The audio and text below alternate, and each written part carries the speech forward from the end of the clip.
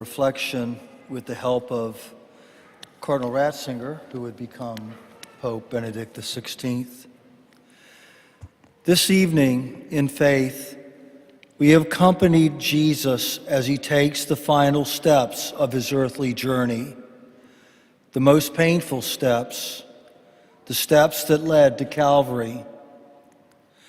We have heard the cries of the crowd, the words of condemnation, the insults of the soldiers, the lamentation of the Virgin Mary and of the women.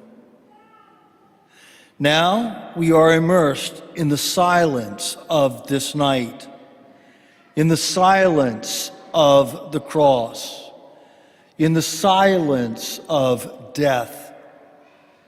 It is a silence pregnant with the burden of pain borne by a man rejected, oppressed, downtrodden, the burden of sin which mars his face, the burden of evil.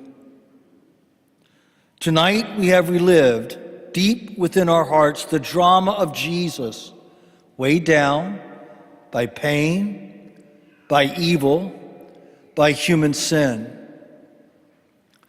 What remains now before our eyes?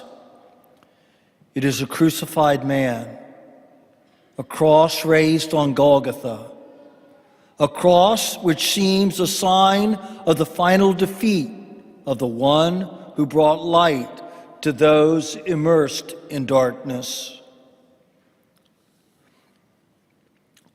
The one who spoke of the power of forgiveness and of mercy, the one who asked us to believe in God's infinite love for each human person. Despised and rejected by men, there stands before us a man of suffering and acquainted with infirmity, one from whom others hide their faces. But let us look more closely at that man crucified between heaven and earth. Let us contemplate him more intently, and we will realize that the cross is not the banner of the victory of death, sin, and evil, but rather the luminous sign of love, of God's immense love.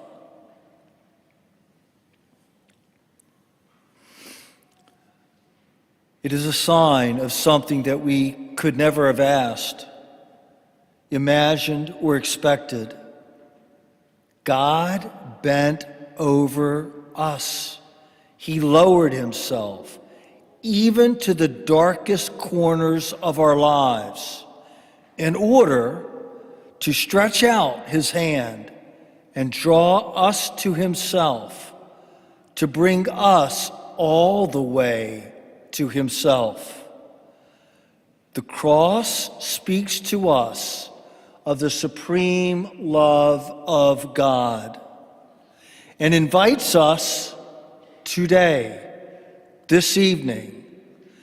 It invites us to believe in the mercy of God in every situation of our lives, our history, and our world.